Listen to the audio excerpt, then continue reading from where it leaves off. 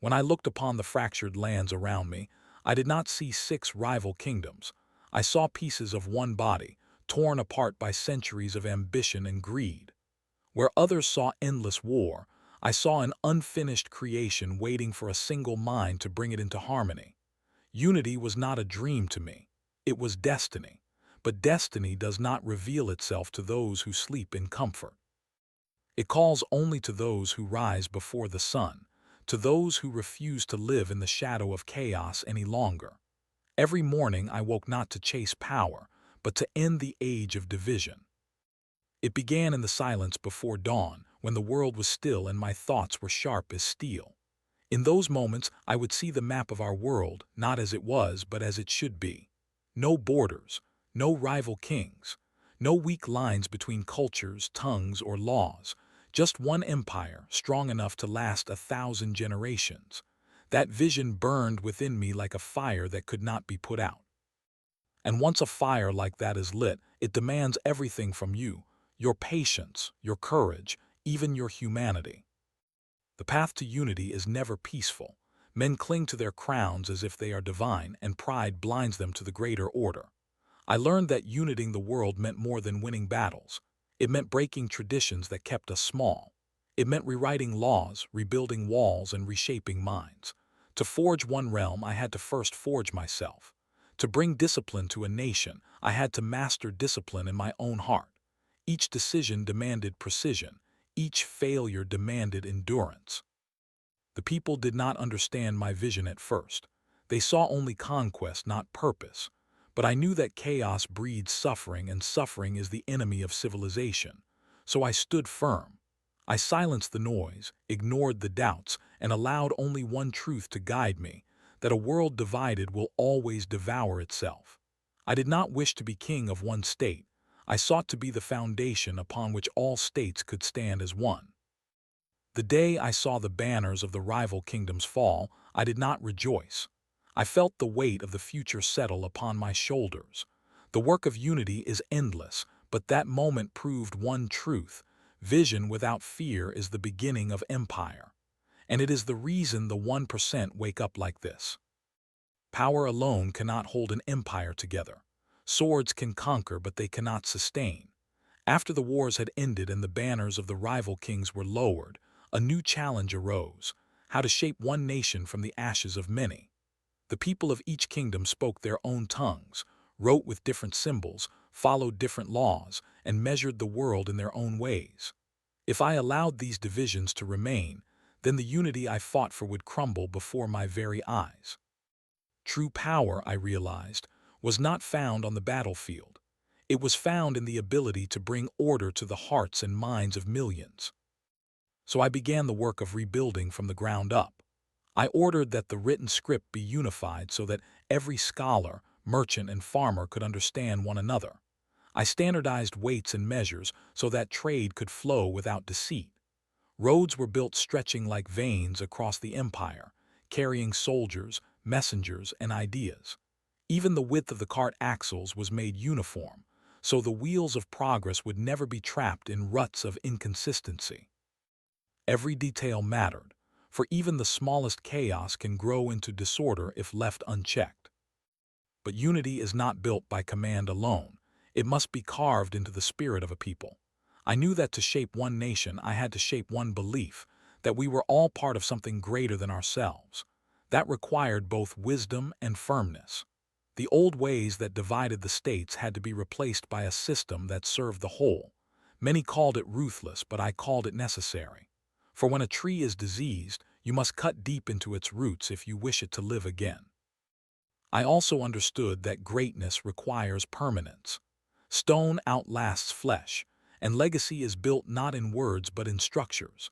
That is why I commanded the building of walls that would protect our borders for eternity and roads that would connect every corner of the empire.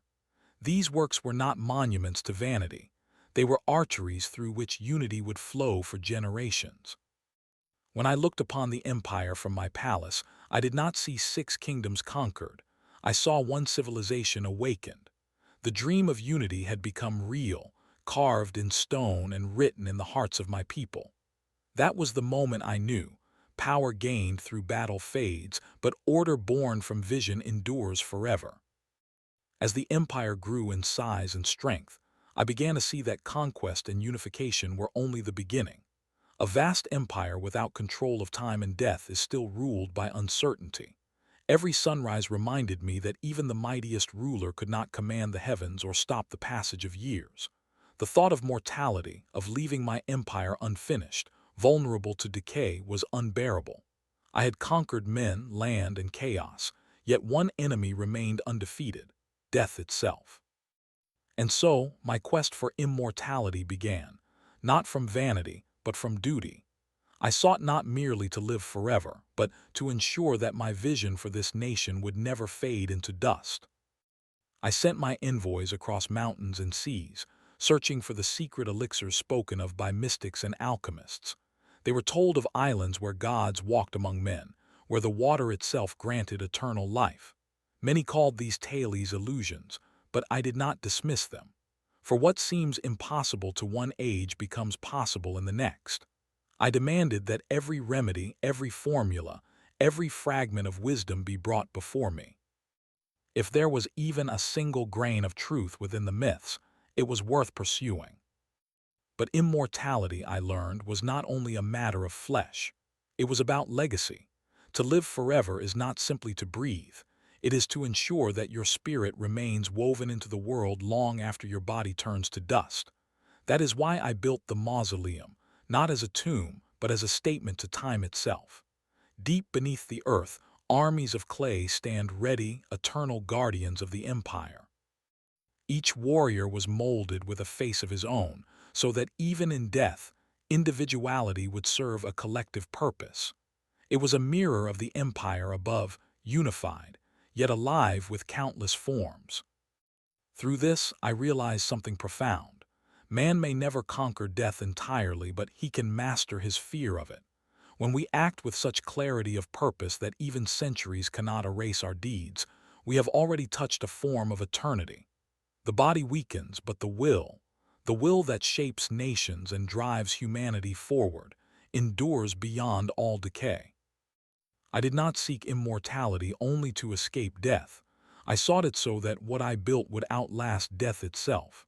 And in that pursuit, I found what few ever do: the understanding that true eternity begins the moment your purpose becomes greater than your life. As the empire stood united and the foundations of greatness were laid, I came to realize that power alone could not guarantee endurance. Swords may conquer, laws may control, but the spirit of an empire must be built on something deeper: vision and order that can guide generations yet unborn. I had seen kingdoms crumble because their rulers chased glory without wisdom or peace without discipline. I vowed that my empire would be different. It would be built not on the shifting sands of emotion, but on the immovable stones of structure, clarity, and strength of purpose. I brought together scholars, strategists, and builders, not to serve me but to serve the dream. We standardized writing, weights, and currency so that all under heaven could speak and trade as one people. The roads were stretched across mountains and rivers, linking distant lands into one heartbeat. The Great Wall began not merely as defense, but as a symbol of unity, the line that separated chaos from civilization. Each brick carried not only labor but belief, the conviction that our destiny was eternal if we moved as one. But unity comes with cost. Many did not understand my ways. They saw harshness where I saw necessity. They feared my will because it demanded discipline.